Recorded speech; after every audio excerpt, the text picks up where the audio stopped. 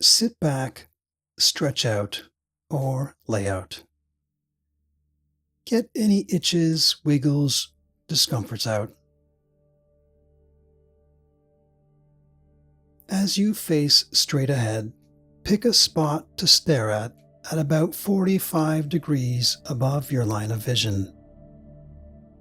No need to strain too much, but you may feel slight straining, which is fine.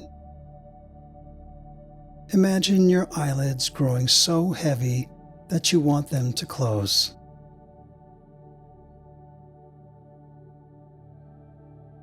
You'll soon notice your eyelids feeling like they want to close. And now just allow them to close. Good. You may feel a sense of relief, and you may feel more relaxed. Just allow your body to settle in, and just allow yourself to relax. You may notice thoughts, bodily sensations, or sounds around you. It's perfectly fine to be aware of these, but these won't bother you. It may even help you relax more and more. Now focus your attention on my voice and follow my instructions. Right now, your life is shrinking. You are withdrawing from activities that used to provide accomplishment and pleasure. You're getting hooked by your limbic system that demands short-term comfort over long-term freedom. That voice telling you to wait. Wait until you feel motivated. Wait until you feel energized. Wait until the sadness lifts. These are inaccurate and unhelpful. Low mood and lack of motivation are not the problem here. Avoidance and withdrawal are. Every time you choose to sit, to sleep, to numb, or to withdraw because you don't feel ready or in the mood, you strengthen the habit of avoidance and withdrawal. You reinforce the belief that you are weak or incapable. You teach your limbic system that effort is too difficult. What we need to understand is that your mood and motivation are irrelevant to your capacity to act. We aren't doing this to feel good right now. We're doing this to live better. Don't confuse healthy sadness, which signals loss and prompts reflection, with paralyzing depression, which shuts you down and moves you away from what you truly need and want. You will stop letting your mood dictate your choices. You will act first, and the motivation, the confidence, the positive feelings, and the sense of accomplishment will follow. Out loud or in your head, repeat after me. I'm willing to act based on who I want to be in order to get my life back.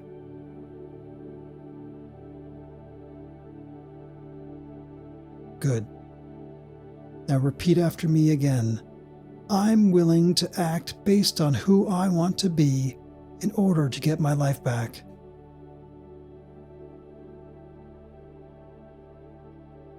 Good. Your limbic system is designed to prioritize survival by automatically avoiding any form of discomfort, physical, emotional, or cognitive, including the effort required for tasks. It screams, "too hard," or "not enough energy," or "I'm not in the mood today." And you listen because obeying it gives you a short hit of relief. That relief is negative reinforcement, locking you deeper into the low mood trap. But you have the capacity to override this wiring. You have a prefrontal cortex designed to plan, organize, and act based on what truly matters to you. Next time your mood, energy, or motivation are low, or inaccurate and unhelpful thoughts or beliefs pop up, you will activate your observing self and see these for what they truly are: just feelings, just thoughts, just drives. You will notice them, name them, and accept their presence. You will notice the feeling. I'm noticing the feeling of depression. Thanks, mind. You will notice the thought. I'm noticing the thought that I'm worthless. Thanks, mind. You will notice the drive toward inaction. I'm noticing the urge to isolate. Thanks, mind. You will stop struggling. Instead, you will create space for the discomfort. You will acknowledge the faulty programming. Thanks, mind, for trying to protect me from discomfort. You will recall that these thoughts and feelings are not commands. They are just words and sensations. They are not facts. They do not control what happens next. You control what happens next. You will act based on your goals and values, not based on your moods or levels of motivation or energy. Your depression is held in place by one or more inaccurate and unhelpful beliefs that are usually operating below your level of awareness. You will recognize these faulty beliefs and replace them with reality-consistent truths. First, the rigid demands, the musts and shoulds. Your mind takes your preferences and twists them into rigid demands. It insists that things must be easy, that you must feel inspired, or that you shouldn't have to deal with this difficulty. Your internal voice says, I must feel motivated before I start working out, or life shouldn't be this hard right now. These are inaccurate and self-defeating. There is no law in the universe that dictates that you must feel motivated in order to do something, or that life must be easy. Your limbic system is turning a preference, like I would prefer to feel motivated, into a rigid, destructive demand. You will counter these with reality. While feeling motivated would be nice, I don't need it. It would be great if life were easy, but it isn't. You will spot these rigid demands and drop them. Second, awfulizing and catastrophizing beliefs. Your mind takes your situation and blows it out of proportion, labeling disappointment as catastrophe. You hear, "This setback is the worst," or "My situation is totally ruined." These are distortions. Nothing is 100% bad. It can almost always be worse. Your current state may suck.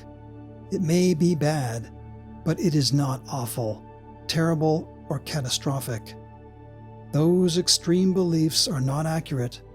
They are filters that increase your despair and paralysis. You will counter this with accurate and helpful beliefs. Refuse to call bad things awful. This setback is painful, but it's not the worst thing.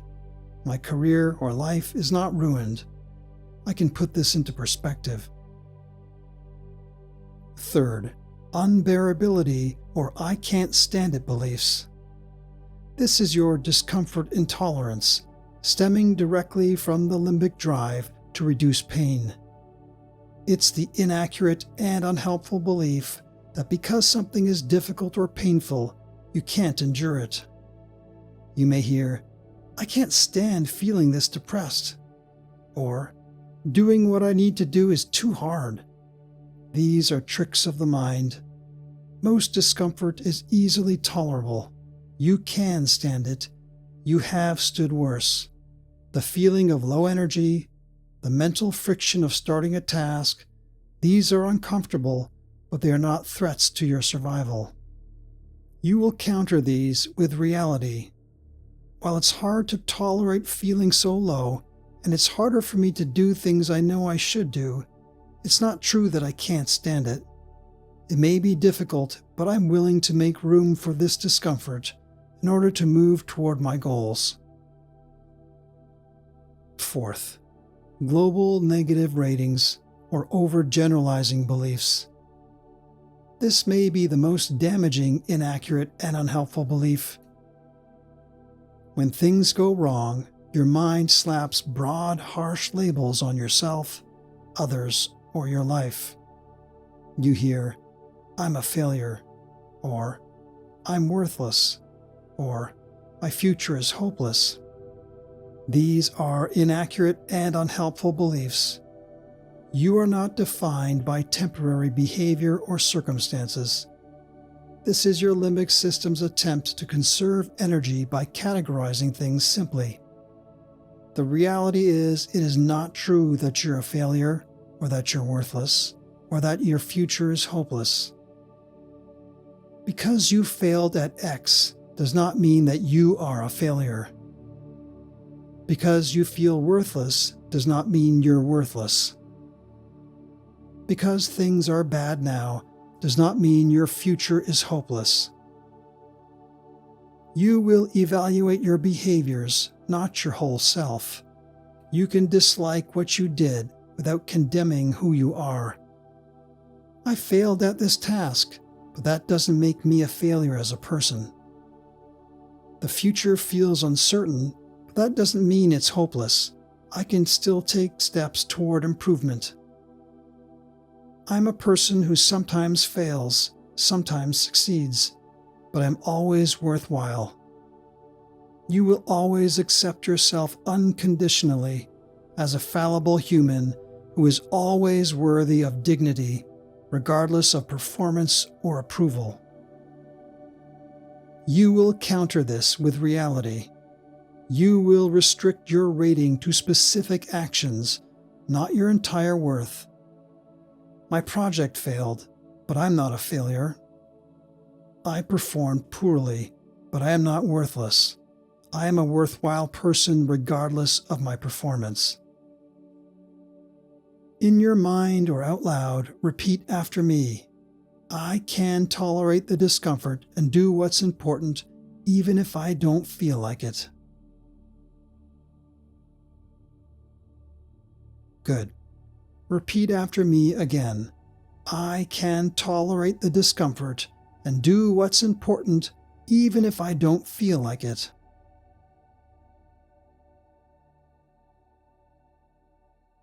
Good. Now say it to yourself.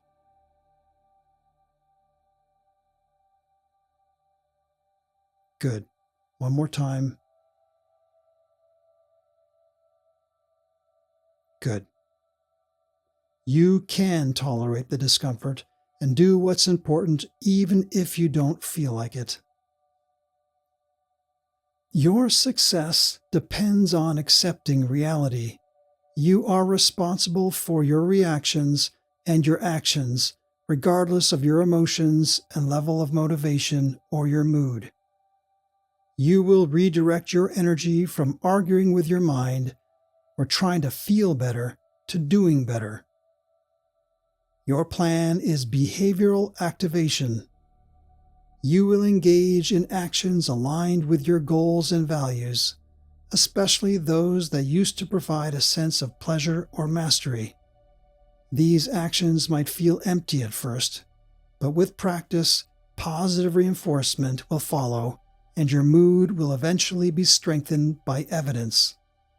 When resistance rises, when the thoughts return saying, "I can't do this, I'm too tired," you won't listen. You will anchor yourself to reality. Push your feet into the floor.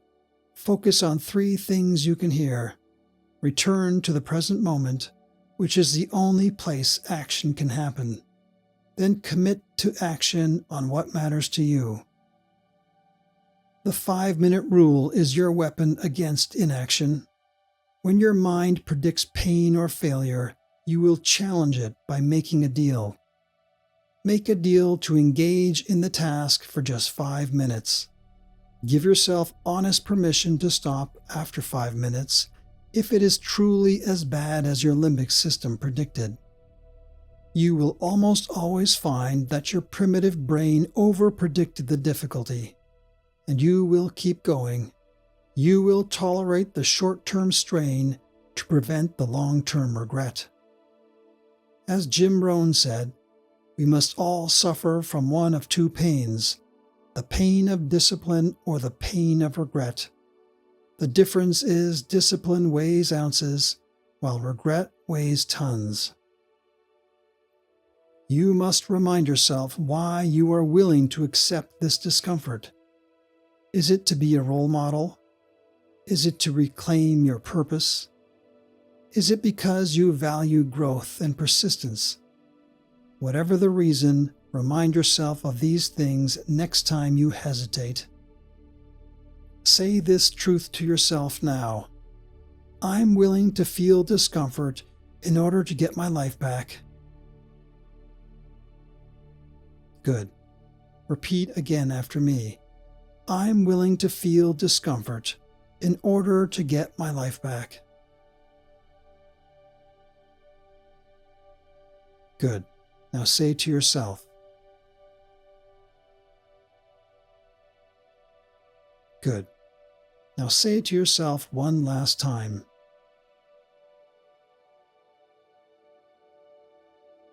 Good. You are willing to feel discomfort in order to get your life back. In the coming days, when low mood tries to push you away from action, pause and use the unhooking process. Notice the thought or feeling, name it, accept it. I'm noticing the thought that this is useless. Thanks, mind. State one short truth. I choose this to get my life back. Or, I can stand discomfort. Take one small step. Do the task for just 5 minutes. Every time you choose committed action over emotional comfort, avoidance weakens and your freedom grows. Practice builds evidence. Evidence weakens self-defeating beliefs. Repeat this to yourself now. In the future, I will act because I want the life I value. I will not let my mood dictate my choices.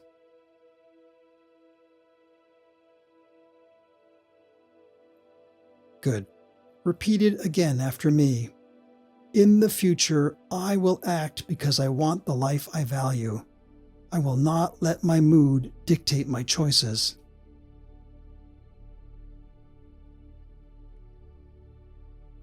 Good. Now repeat it to yourself.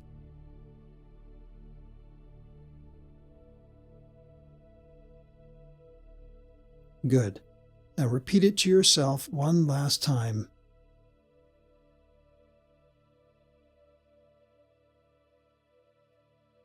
Good.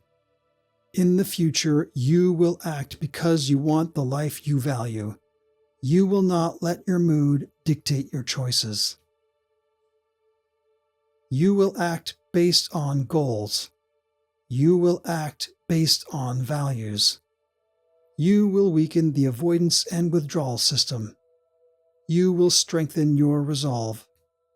You will move forward, not dictated by mood, not dictated by comfort, not dictated by energy, not dictated by inspiration, not dictated by motivation. Instead, you will act in line with your goals and values, and the depression will lift.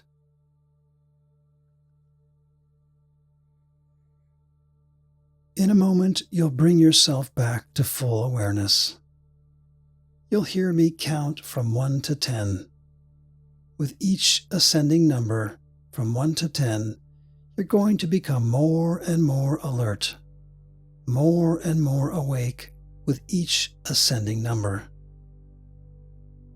Allow your eyes to open at the count of 8, and become fully alert at the count of 10. Fully aware, feeling refreshed, relaxed, and alert. Here we go. 1. 2. Allow your mind to internalize all the suggestions you found helpful. 3. 4. Becoming more alert. 5. 6. More awareness now of your body and surroundings. 7. About to open your eyes. 8. Now open your eyes. And 9. And 10. And fully aware, refreshed, relaxed, and alert.